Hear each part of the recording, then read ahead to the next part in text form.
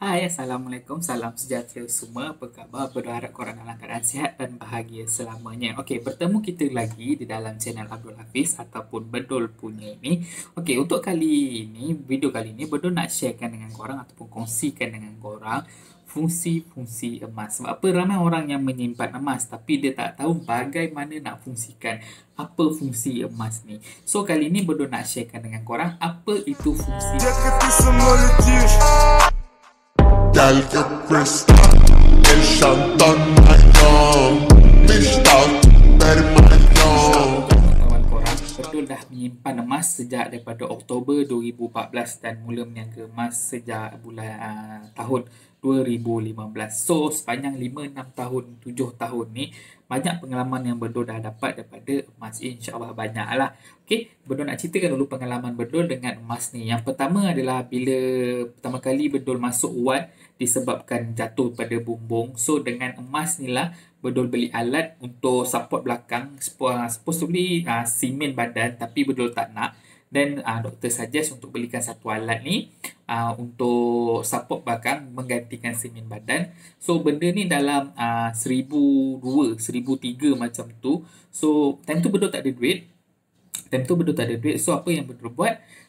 Bedul ada emas, Bedul jualkan terus emas Bedul untuk selesaikan masalah. And then beli terus. Pengalaman pertama Bedul fungsikan emas masa sakit, which is untuk perubatan lah. Masa tu beli barang ni untuk pengalaman yang kedua pula Bedul dengan emas ni, Bedul fungsikan emas ni adalah bila baru lepas beli rumah, baru renovate rumah, banyak duit yang Bedul keluarkan, termasuklah duit meniaga Bedul pun Bedul terpaksa gunakan. Sebab apa? Nak siapkan rumah ni cepat, nak duduk. Masa tu dah anak pun baru lahir lagi. So masa tu modal meniaga pun dah habis. So apa Bedul buat? Dengan emas simpanan yang Bedul ada, Bedul pajakkan dulu emas Bedul tu untuk jadikan modal meniaga emas balik. Macam tu. So dengan emas yang ada, Bedul pajak, Bedul dapat cash, Bedul guna cash tu meniagakan balik, and then keuntungan tu Bedul Bedul post balik barang pajak yang dah dipajak tadilah. Okey, untuk pengetahuan korang, Bedul si ada fail pajak sendiri yang dah nak habis dah tak guna dah, insyaAllah untuk tahun ni. Sampai tahun depan pun dah tak guna, dah tutup fail dah. Alhamdulillah. Thank you untuk korang yang sudi support Bedul selama ni. So dekat sini Bedul fungsikan emas tu dengan cara pajak untuk buat perniagaan. Sebenarnya menyimpan emas ni banyak cara kita nak fungsikan emas. Banyak cara kita boleh gunakan emas. Sama ada kita jual ataupun kita pajak untuk kita fungsikan dia. Sebab apa? Emas ni kita simpan sebagai penyimpan nilai, penyimpan kekayaan kita. Okey, banyak benda yang kita boleh gunakan. Sebagai contoh, pendidikan anak-anak. Contoh, anak baru lahir, kita semula simpan 1 gram sampai dia umur 18 tahun. Duit tu kita boleh guna untuk pendidikan anak. Dah tak payah buat PTPTN, dah jimat banyak kat situ, kita bantu anak kita. Yang kedua, mungkin boleh kita gunakan sebagai dana pencen kita. Mungkin contoh macam Bedul umur sekarang 30. And then Bedul simpan sampai umur 50. And then kat situ dah 20 tahun kita menyimpan. Mungkin ada kenaikan harga dalam masa 20 tahun tu. And bila dah pencen, kita jual sikit untuk belanja perbelanjaan kita. And then boleh juga kita gunakan untuk ibadah kita. Contoh korban, akikah, pergi haji dengan emas lah. Contoh, bini kita baru mengandung 2-3 bulan. And then kita pun mula simpan emas dalam 1 gram, 2 gram untuk kita sampai dia bersalin. Nanti anak dah bersalin, kita boleh buat ibadah akikah ataupun boleh buat korban untuk kita. Okay.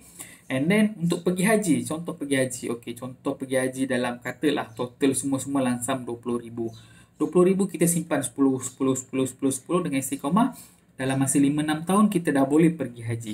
In fact, ramai orang share yang sekarang ni kos haji dah turun kalau kita menggunakan emas. Sebab apa? Atas kenaikan harga emas itu sendirian. Dengan emas ni juga kita boleh jadikan dia sebagai modal perniagaan. Contoh macam Bedul buat tadi.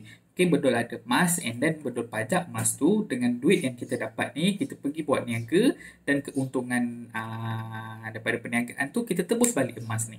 Okay, bila dah dapat emas, so kita dapat emas dan kita ada perniagaan kita. Dua-dua selari. And then bila kita nak tambah modal, nak kembangkan lagi, emas yang ada ni kita boleh pajakkan balik untuk kembangkan bisnes tadi. Buatlah macam tu sampai korang jadi kaya raya dengan bisnes yang ada. So emas ada, bisnes ada dan tak buat personal loan dekat bank. Kita just berhutang dengan Ahrahnu. Okey, kemudiannya dengan emas ni tadi kita boleh juga beli aset lain seperti rumah, tanah, laburkan ke tempat lain yang kita rasa lebih menguntungkan dengan cara satu kita jual lah. Okey, kita dah ada emas banyak ni. And then kita ada satu bidang tanah yang orang nak jual. Okey, kita dah tak payah nak fikir, kita jual emas kita. Jual saja emas kita and then kita beli tanah ni. Okay, dengan tanah ni mungkin kita boleh buat rumah baru untuk selesa untuk anak keluarga kita. Ataupun kita ada peluang pelaburan yang lain. Contoh ada seorang kawan ajak melabur dekat sini.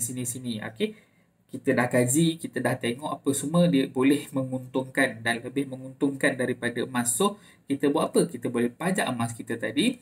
Kita dapat cash, kita laburkan. So, dekat sini kita ada satu pelaburan yang boleh dapat passive income ataupun active income. Dalam masa yang sama kita ada emas dalam pajak yang kita akan tebus daripada keuntungan keuntungan dekat pelaburan tadi. So, ini sangat-sangat berbaloi. Okey, macam betul fungsikan tadi dengan emas tadi bedul pajak renovate rumah. So itu pun sama. Kemudian dengan emas ni juga kita boleh selesaikan hutang. Okey, contoh kita dah beli barang kemas, mungkin orang perempuan dia suka barang kemas, beli barang kemas. And then satu hari hutang kereta tinggal sikit Contohlah dalam 5,000 hutang kereta. Kita dapat langsam kan selesailah dapat hutang kereta, dapat jimatlah sebulan duit perbelanjaan 3-400. So dengan emas yang kita ada, mungkin kita pajak ataupun kita jual, kita dapat duit, kita selesaikan hutang. Okey, anda kata kalau kita pajak, duit yang kita jimat daripada selesaikan hutang tu tadi, kita boleh tebus balik, kumpul sikit-sikit, tebus balik emas yang kita dah pajak tadi. Ataupun kalau kita tak nak pening kepala, kita dah jual, and then bila kita dapat jimat 3-400 sebulan tu, kita simpan, mungkin kita boleh belilah emas yang lain. So, sejalannya tu sedikit fungsi emas yang Bedul dapat kongsikan. Okay? Untuk menyimpan emas ni, korang kena tanya apa sebab korang nak simpan emas. Bila korang tahu apa sebab korang nak simpan emas, iaitu matlamat korang, dekat situ korang lagi mudah fokus untuk korang nak capai matlamat korang. Bila korang dah fokus, bila korang dah tahu matlamat korang, lagi senang korang nak tuju ke situ. Okey, sampai sini saja dulu perkongsian Bedul untuk kali ini. Jangan lupa subscribe, like, follow dan share video ni dengan kawan-kawan korang. Semoga banyak manfaat yang korang dapat. Okey, kita berjumpa lagi dalam video yang lain. Assalamualaikum warahmatullahi wabarakatuh. Bye.